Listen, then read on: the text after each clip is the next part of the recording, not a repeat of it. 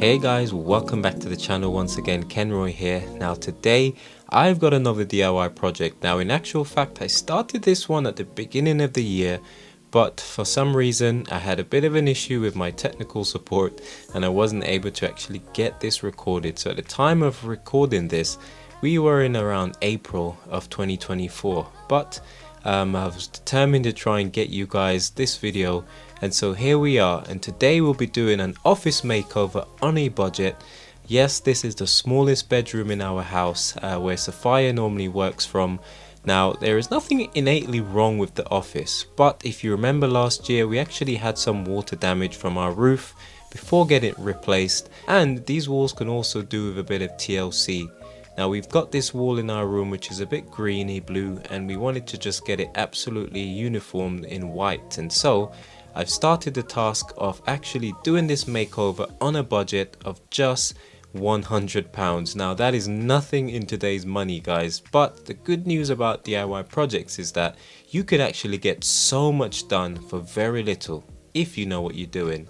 And so the first thing I wanted to tackle was the walls. Now most of the walls was in white, but as you can see here there were places where it was scuffed from the office bin and kids running in and out, you name it.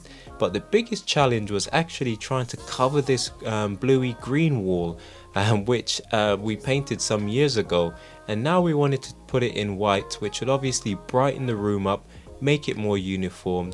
And so I've decided to give this a nice coat of paint. Now like I said, this was all on a budget.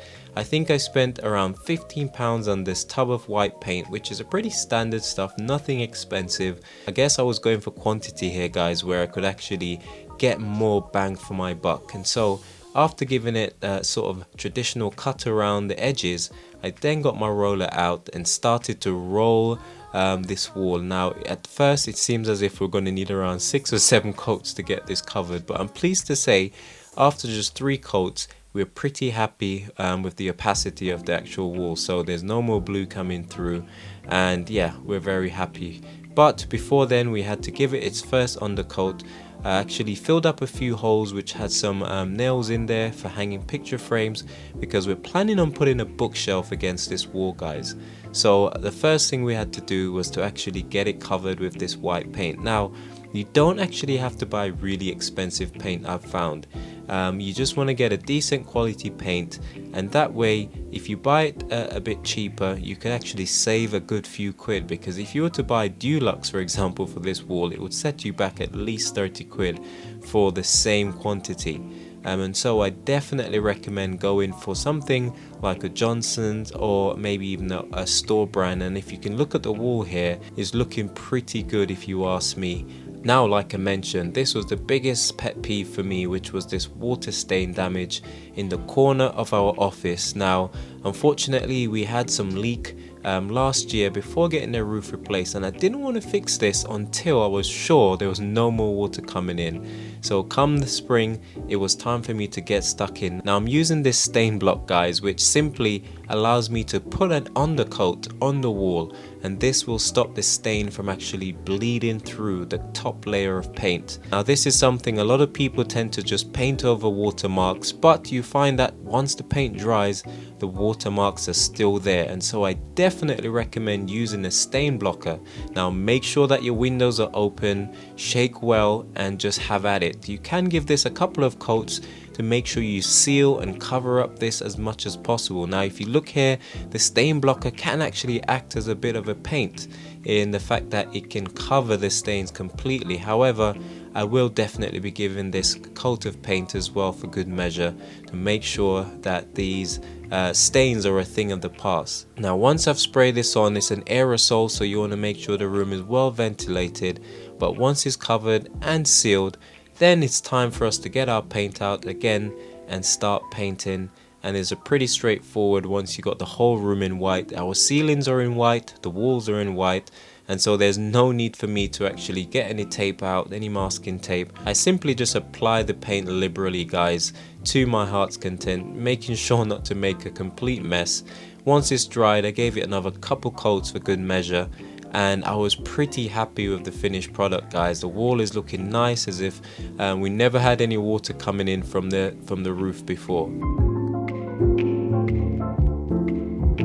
Now on to task number 3 guys, and this is to replace this ceiling light. Now I got this ceiling light from London, and it actually matches the fan on the shelf just behind me. Obviously being 6'2" is kind of dangerous guys, walking around banging my head on this thing, and so we decided to change the ceiling fitting. Now we wanted to do this as cost effective as possible, and actually got this light from Dunelm, and it costs just £25 if I'm not mistaken, which was well in our budget. Now light fixtures can actually set you back hundreds of pounds, but if you got a keen eye and you know what you're after, you can actually save a lot of money and get something that matches what you're looking for. Now I wanted something close to the ceiling, but that would also let in a lot of light. Now unfortunately, because of where the wires came out of the ceiling, I actually had to drill an extra hole to allow the cables to actually come through. Now this was pretty straightforward. It's a thin sheet of steel, which was stainless steel, which was basically holding the frame of the light where you could actually put the shade on. And I simply got my 20mm hole saw, drill a pilot hole. Then after the pilot hole was drilled, I simply cut a perfectly round circle in this piece of metal. Now making sure that you hoover up all of those metal shards guys, but look at that, you know, absolutely perfect. And now I can actually fit this to the ceiling, you know, and get the wire exactly where I want it. Now of course sometimes not having the right tools for the job may make stuff like this very tricky. Now this light typically can be used in the bathroom because it got that rubber ring, but because this is going to be used in the office, you know, there was no need for me to try and thread it through that rubber ring. And so we wanted to get all of these cables through a larger hole. So I then marked out my actual plate, drilled a few pilot holes, attached the screws, and I was halfway there guys in terms of replacing these lights. Now another reason why we wanted to replace these lights is that we wanted to use some ultra energy efficient bulbs. Now these bulbs are amazing. They're from Philips, and they're also known as the Dubai lamp. They were sold in Dubai for a number of years before finally making their way here to the UK. And most of our upstairs lights, in fact all of them except the bathroom, has been changed now so that they can accommodate these E27 Edison screw fit light bulbs. They're A rating, and you know, on the market there's not a lot of A rating light bulbs that gives you the quality, the light and the energy saving. So now the light was fixed and I'm well pleased with how it turned out. Now on to stage number 4, and that is to get ourselves some extra furniture for storage guys. Now it's a small room and I know that things were going to be tight. Now in order to save money, because we all know how expensive things can be, now one of our favorite places to go to pick up furniture on the cheap is our local charity shop, and there's this amazing place called New Start which is close to where we live. And honestly guys, you can find some absolute steal in there. So after whizzing around, we finally found ourselves a little sideboard cupboard that we're going to be using underneath these shelves that we built all these years ago, which are still standing strong. Now I did make a video of this shelf. If you want to be inspired by that, please go ahead and watch that video guys. It's really good how we were able to use these scaffolding boards to make these shelves. Now guys, something pretty spectacular happened here, which is nothing short of a miracle actually. There you can see our chayote plants actually growing in our office. Like I mentioned, this was early spring when this project was being done. Look at this guys, literally a millimeter worth of space. I can't believe how, you know, spot on this unit was. It's almost as if it was built for underneath these shelves. And on top of that guys, it actually matches the color scheme of the shelves, which is really cool. Now I couldn't get something that was narrower, so it does stick out a little bit more than we would have hoped, but it's really great storage guys. It matches the color scheme of the shelves, so it doesn't look too out of place. And I do like the handles on this unit, and the best thing of all is that this cost us just £30, and I'm telling you, it's in such an immaculate condition you wouldn't be able to tell that it was pre-owned. And so now all that was left once we slid it in underneath these shelves was to get the drawers put in, give it a nice clean, and we're good to go. Now have a look at these drawers guys, really nice build quality. I mean, this stuff is probably even better than the stuff we would have bought in IKEA or even somewhere like Argos, because typically you can get something cheap and cheerful in there. But all of this unit for just £30, and yeah, you can see me here struggling to put this drawer in with one hand. I don't recommend this, but I eventually got there in the end. And I really like the little handle, the little knobs on these drawers, really remind me of sort of like a bohemian type design. And all in all, we've been using this drawer to keep all of our gear, laptops, camera stuff, you name it, typical stuff for the office, and it's been an absolute game changer. So I'm really glad we ended up getting this unit, although it's a bit wider than we would have hoped.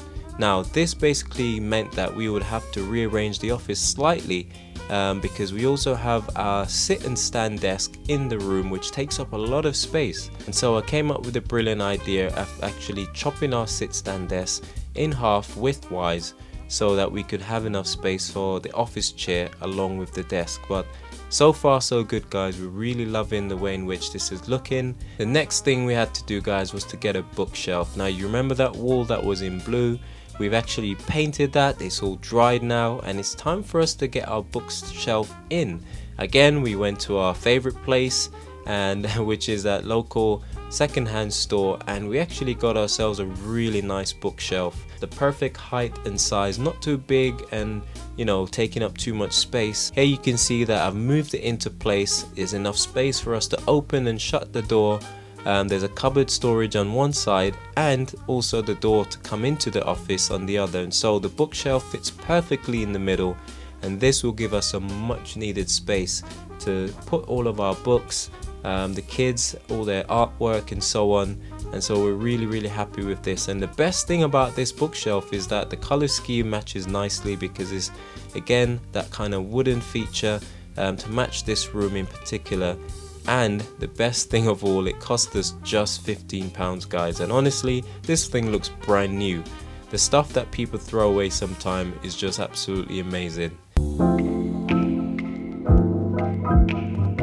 Now I just wanted to show off our new light on our staircase. This light is really special to me because we actually had this before we moved from London, and the girls call this the moonlight because of how it's shaped.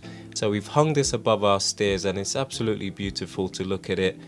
We've also replaced the bulbs within it. As I was mentioning to you, that most of our lights on the upstairs have been replaced with this ultra energy saving light bulbs from Philips. If you haven't bought any, guys, do check them out. They're really good.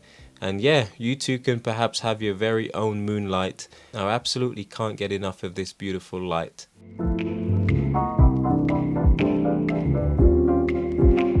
Now task number 5 would be my trickiest, guys, which will be to cut the wooden desk down to size, both length and width wise, in order to make it fit within the office. Now the first thing I needed to do was to get my measurements and then figure out how and where I was going to make the cut.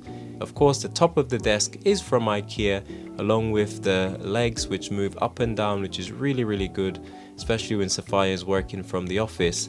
And because our height difference is so huge, it's so nice whenever it comes time for me to use the office, for me to just at a press of a button I'm able to raise the desk up or down depending on who is sitting here, guys. Now the first thing to do is to remove the top of the desk, flip it upside down to see what we were working with, and that's when I discovered that we had an infestation of stickers underneath the desk. Any guesses to how those got there, guys? But the next thing to do would be to remove this metal strip, which was basically like a band to hold all of the pieces that have been glued together, because this isn't a single piece of wood. And so once those were removed, it was time for me to get the measurement done and figure out what was the best way to cut this down to size. Now the good news is that I had some pieces of straight edges, and I made a decision to cut this in the office, which was going to make a whole lot of mess, but thankfully Sophia was out of the house at this time, so I could crack on with getting this cut down to size. Now I used my square to measure out where we would like to cut this desk. Now unfortunately, guys, there were a few broken screws which was underneath the bottom of this, which had to be knocked out with my chisel, which was pretty straightforward thankfully, or else I wouldn't be able to use my plunge saw in order to rip through this piece of wood. Now after using my 100% accurate piece of timber to draw a line, I then used some clamps to actually clamp and drill this piece of wood to the underside of the desk so that I can use my saw to glide along it and use it as a straight edge. Now this worked better than I had expected. Now I'm not the best at actually using saws, any type of saw for that matter.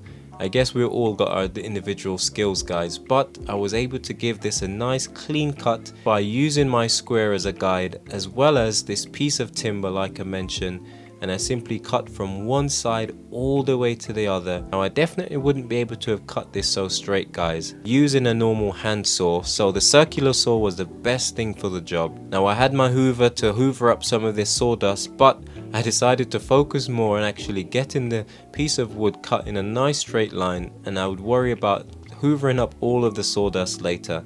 Now I didn't catch on camera, but I also cut a bit of the length off of the desk, and again this is to maximize the space within the office now that we've got extra bits of furniture in there. But the next challenge that I had was to actually cut down the metal bar which was running underneath the top and the bottom half of the desk. This was pretty straightforward to do. I simply used my hacksaw before reattaching it to the bottom of the desk and then getting it all set up. Now guys, what do you think about our DIY project? And yes, we did come in under £100 for this makeover. I mean, if we were to get somebody in to do this, I'm sure it will cost us several hundreds of pounds. And so I'm super excited that Sophia now has our office back up and running, and all that is left is for me to do a few tweaks here and there. I'm still thinking of painting the radiator just to change things up a little bit, and of course adding some more plants to our decoration, and the job done. Now what do you guys think about this DIY project? Are you going to be trying something similar? Comment down below and let me know if you've tried something similar in the past, or perhaps it's about time you get stuck in and see where your creative juices take you. As always, thank you so much for watching, guys. This is Kenroy signing off for another video. Take care and God bless.